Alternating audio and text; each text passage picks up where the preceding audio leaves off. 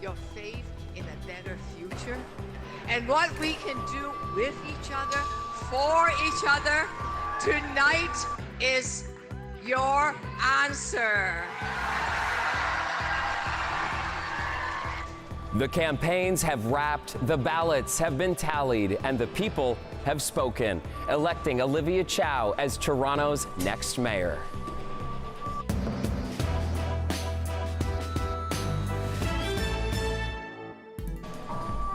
We are coming at you from the set of our election special tonight, and you can see the lights are coming down. But for the city's next mayor, the work is only just beginning. Hi there, I'm Chris Glover. Thank you so much for joining us on a historic night for our city. After an exhaustive 45-day campaign with an unprecedented 102 contenders, tonight Olivia Chow held on to that front-runner status she had held for the entire race, but it wasn't a runaway win, with former Deputy Mayor Bailao taking an early lead tonight and then nipping at Chow's heels as the results rolled in. Let's get right to Ali Chiasson, who is tracking all the reaction from Chow's victory party at the Great Hall. And Ali, a win is a win, of course, but this was probably a much closer finish than Chow would have liked to have seen. That's right, Chris. I mean, you see and hear the party atmosphere at the Olivia Chow HQ. Well, it wasn't always like that. I would say at the beginning of the night, there was a lot of cautious optimism, especially as we saw the results toggling back and forth between Bailao and Olivia Chow. But of course, we all saw how that ended up turning out for Olivia Chow, of course. And then we saw the speeches from the other candidates who were conceding to her win. Some through more gritted teeth than others, I'm sure. But one person that I was hoping or very interested in hearing from was Premier Doug Ford, considering a couple of days ago he said it would be an unmitigated disaster, end quote, if Olivia Chow was elected mayor. Well, here she is elected. So for a glimpse on how his reaction is, let's go to a clip of Olivia Chow, who had just gotten off the phone with the Premier. I said to Premier Ford, who graciously called me tonight, and his minister, Steve Clark, called me, and he said, we look forward to working together. Yes.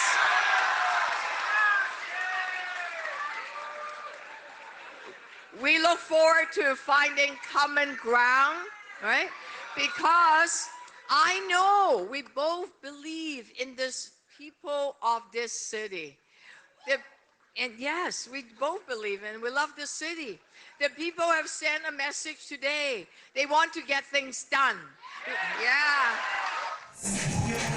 And Ali, you are hitting on something that is going to be so fascinating to watch. That dynamic between Doug Ford and Olivia Chow will certainly be something that we watch closely in the days ahead. But I know tonight you have been talking with some of the people in that room who know Chow best. What did they tell you about the kind of mayor she is going to be? Well, Chris, I wanted to especially ask that very question of Mike Layton. He was a former longtime city councilor before he stepped away from public service to make sure that he had more time with his family. He's a well-liked city councilor. As I said, he is also, of course, Jack Layton's son. Olivia Chow, as we know, was married to Jack Layton for nearly 25 years before he passed away.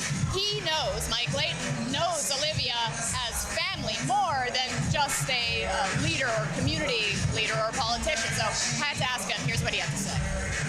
Well, you know, I think it goes back to when I was a little kid, and it's demonstrated throughout my lifetime, is her compassion, her empathy, and the support that she provides, right? Like, she's a person that is there for you, that listens to you, and then helps you achieve your goals. And she's done that in her politics, right? As a school board trustee, she fought for students and parents. As a city councilor, she fought for better affordable housing. She fought for stronger communities and better public services. And then as an MP, she helped organize the entire country around affordable childcare, which eventually came about. And it was through that organizing that we saw change happen. That's Olivia's style. Now, I made sure after that interview, I didn't take too long so I could release Mike Layton back to the victory party that is still going right now. Riley, you still had the line of the night, the viewing party that turned into the party, and it certainly looks like people are having a good time there tonight. Thank you so much for all your work this evening. Appreciate it. So as we have been saying, it is a night that has been filled with drama. Former city councilor and deputy mayor Anna Bailao really giving Chow a run for her money tonight. Bailao made up some ground in the final leg of this race after getting some big endorsements, including from former mayor John Tory. Let's go to Meg Roberts, who is at Bailao's HQ for more. And Meg, Bailao with a strong showing tonight. Tell us about the roller coaster of emotions you watched unfold in that room behind you. Well, absolutely, Chris. The crowd was roaring when the polls first started appearing. Every time the crowd saw Anna Bailao's name come up on the television screen, they went wild. Of course, as Olivia Chow's name started to surface a little bit more and the polls went more in her direction, the attitude definitely calming a little bit. But I have to say, those "I love you, Anna" chants really continue to come all night. I mean, she had hundreds of supporters here. This place was packed wall to wall, and in fact people stayed well after the results were in. It really was a bit of a party down here tonight. You can probably still hear those "I love Anna" shouts right now at 11 o'clock. So obviously a tough loss for Bailao, who had a number of big profile endorsements, including 3 former mayors, 9 councillors, 2 large local unions. So this is not only a loss for her, but a lot of Toronto politicians were really backing her and hoping that she continued on that Tory legacy. Now here is what she had to say during her concession speech. After speaking with tens of thousands of residents in every corner of Toronto, I'm so optimistic about the future of our city. And I want to sincerely congratulate Olivia Chow on her win tonight. In our city's most challenging moments, Toronto has always had a way of coming together to find solutions. And now with Olivia Chow as our next mayor, it's time to come together, to be there for one another, and to support solutions that fix our services, that build housing, and make life more affordable to all the residents of Toronto. Now, speaking with supporters here, they say they're very proud of the campaign that she ran. The team knocked on 700,000 doors during the duration of the campaign. They also say that they were, happy with the amount of voters. It was unexpected to them that showed up to the polls. I know a lot of her supporters are wondering what Anna Bailao is going to do next. I asked her that question following her speech. She didn't give away too much. She said she just wanted to congratulate and thank, her teammates and the supporters and the volunteers that have been working on this over the past, couple months here. But a lot of her supporters are saying that, this is a woman that has advocated for affordable housing for years, and they expect that she is going to continue working in the community on some of Toronto's largest issues. Chris. Well, Meg, with a concession speech as rousing as the one that Anna Bailao delivered tonight, I am thinking we have not seen the last of her just yet. Thank you for your great reporting throughout the evening tonight, Meg. We really appreciate it.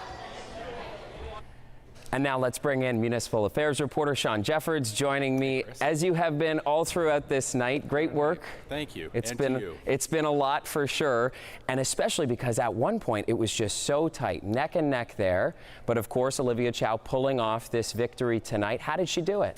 I think it really came down to the ground game. She had her volunteers out across the city, but, when we start to really pull this race apart, I think we're going to land on Scarborough, and we're going to look at those wards and the vote that turned out for her and say that's really probably what delivered the election for her. She needed to perform well, but I think she overperformed in some of those wards, specifically Scarborough North. I think she nearly doubled Anna Bailao's vote there. So, when everything is finally counted, that's probably going to have won it for her. Okay, so fascinating to dig into those ward by ward results. The other thing that I'm finding fascinating is something that Chow actually mentioned in her speech directly, which was this political comeback. Of course, she failed to run for mayor in 2014, did not get that job when she tried back then. Tonight, a very different night, a very different storyline. What's the difference? You know, I think it's all in how Olivia Chow has carried herself throughout this election. You saw a little bit of it tonight in her acceptance speech, you know, that she has been confident in a way that she was not in 2014. You know, she said it herself, you alluded to it there, that she was nervous. She was afraid to make a mistake in 2014.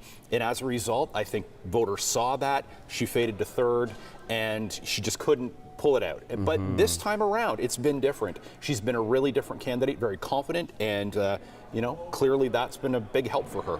So much hope, so much optimism as well. And Anna Bailao really has turned out to be the other major storyline of the night. That's we right. saw that late surge in the race, but obviously it didn't turn out in her favor. So what went wrong for Bailao tonight? You know, I think there's going to be a lot of head scratching and, you know, again, more investigating on her part and her team's part to try to figure that out. But I wonder if the John Tory endorsement maybe should have come sooner, you know, specifically ahead of the advanced polls. And I wonder what would have happened, how close the race would have been, or what it would have looked like had John Tory done that weeks ago and given them a chance to really blast it out there for an extended period of time instead of just, you know, essentially the last weekend of the race. Maybe we would be talking about a different result. Well, Bailao said in her speech tonight she had no regrets, and certainly she has a lot to be really happy about, because obviously it was a better finish than many had expected, at least halfway through the campaign anyways. But thank you very much, Sean, for all your work. Thanks, Chris.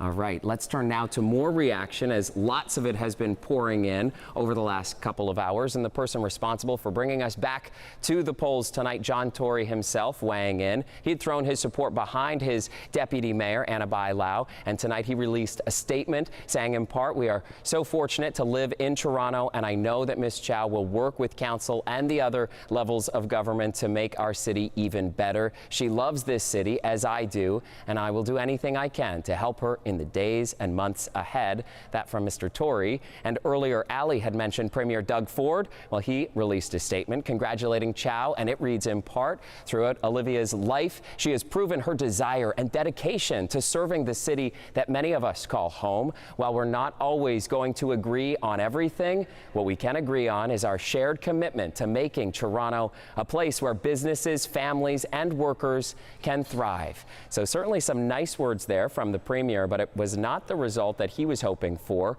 Ford had endorsed former police chief Mark Saunders. Saunders insisting that he was the only one who could beat Chow. Of course, that did not end up being true. Saunders coming in a distant third place tonight. His low-tax, big police budget promises obviously failing to resonate with voters. And our Dale Manukduk is at Saunders HQ.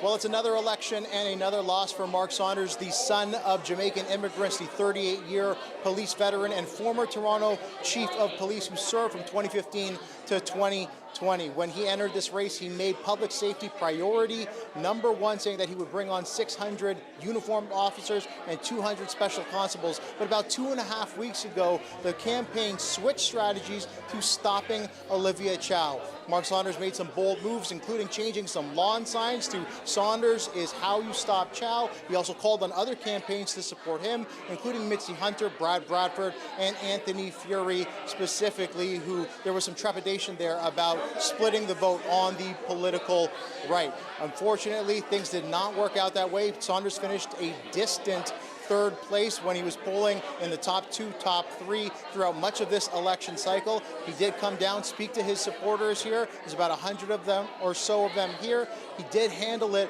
with grace. Have a listen. Congratulations to Olivia Chow. She fought a tough fight, and at the end of the day, she came out victorious. And you know what? We have to do everything we can to make this city an amazing city, an incredible city that it is, but we have so much further to do.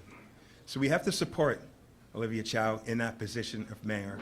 He hasn't committed to what's going to happen with his public service career going forward. He says right now it's time to spend time with family. Dale Manukduk, CBC News, Toronto. When you put forward policies that are true to you, that you're passionate about, that you're committed about, people join you. You work together and you want to build a better city, and that's what we did. And that right there is fourth place candidate Anthony Furey speaking to supporters tonight. The conservative newspaper columnist ran on a platform similar to Mark Saunders with a promise of no new taxes and more money for police. He also said he would stop plans for further supervised drug consumption sites. Torontonians have rejected the Rob Ford, Doug Ford, John Tory legacy. They've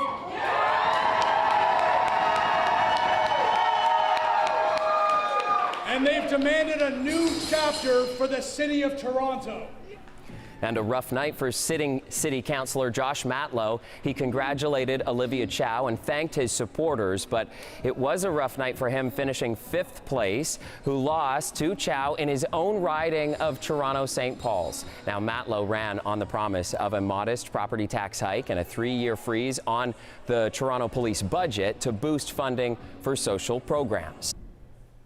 Welcome back. Cannabis stores say it is high time for them to be allowed to have windows people can see into. Right now in Ontario, no product or accessories are allowed to be visible from outside, and now the regulator is taking a look at that. As Lorenda Redicop reports, store owners say it's a safety issue. Many cannabis shops use frosted glass to follow the provincial rules, set to keep pot products out of sight for children. Others have found another way to keep their shops under wraps. Some operators say it's not safe for staff. The greater risk is that we're in a store with no visibility and cut off from the world, and it's an opportunity for crime. This shop owner, who has a trip back to the 80s at the front of her store, says clear windows still wouldn't mean temptation for kids. Packages have to, by the way that the laws have been designed, the packaging has to be non-enticing to children. So you're showing this plain black or blue or green package with white writing and a white label and a little logo. These things are going to stay that way. So what you're talking about being able to see through a window still isn't anything that would be enticing to children. And now the Alcohol and Gaming Commission of Ontario is seeking feedback on the issue. That'll continue until July 11th. Across the country, Alberta was the first to allow clear windows last summer, following a spate of robberies. BC just loosened its law last month. Sometimes employees have been zip tied. We've had instances where employees have been subject to physical assault. One national cannabis company with 49 stores in Ontario has been pushing for this change. What better environment to pick out than one where nobody can see what you're doing from outside? What we found is that it makes legal cannabis operators and their employees prime targets. Plus, in the past few days, they hired a lobbying firm to get the ear of the Ontario government on a number of cannabis-related issues. As for the covered windows, the Alcohol and Gaming Commission gave no indication on when it might make a decision or how soon any potential changes could come. Lorenda Redicop, CBC News, Toronto. Thank you to the people of Toronto for the trust you've placed in me and the mandate for change as your new mayor. Recapping our top story tonight, and Olivia Chow will be Toronto's next mayor after a stunningly tight race that saw former city councillor and deputy mayor Anna Bailao come in a close second place. Former police chief Mark Saunders coming in a distant third in a crowded pool of contenders who rallied for 45 days to get your vote. Chow becomes the third woman and the first racialized person to serve as mayor in Toronto's history, and she steps into the city's top job as it grapples with a long list of challenges on multiple fronts, including a massive budget shortfall, an affordability crisis, and public safety concerns. All right, last word to Colette Kennedy, who joins us now with a look at the forecast. And Colette, what an unsettled start to the week, hey?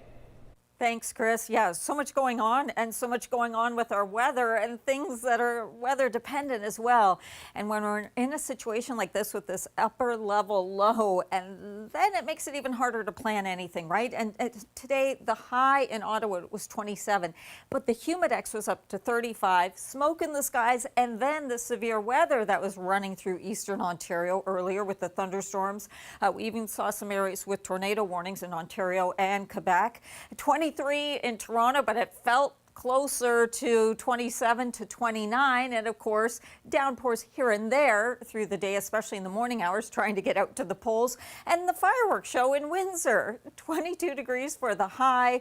And yeah, things kind of tapering off in time for all of that to get going. So just so many things going on and so many that really depend on this weather. And you can see that circulation around that area of low pressure as it continues to spin, especially during the daylight hours with that energy from the sun. We see things brewing and popping up. So we not only get into some showers again tomorrow, they become more widespread in the afternoon hours through the GTA. By Wednesday, still lingering in eastern Ontario, but in the GTA we'll get some clearing. And actually for southwestern Ontario, I anticipate that coming later tomorrow. So you'll see it there a little bit sooner.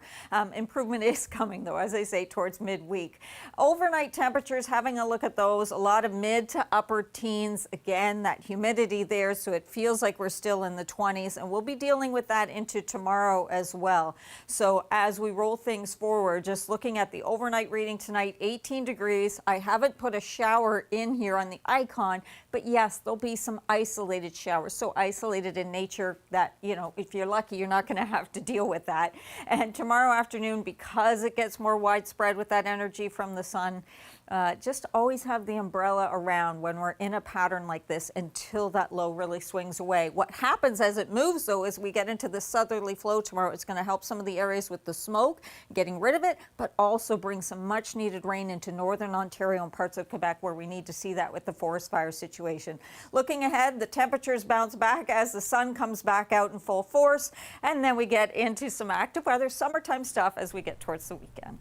Summertime stuff, no kidding. Thank you, Colette, and thank you for watching. That's our show for tonight. Maribel Tarouk has your next local newscast tomorrow at 6, and I will see you back here tomorrow night at 11.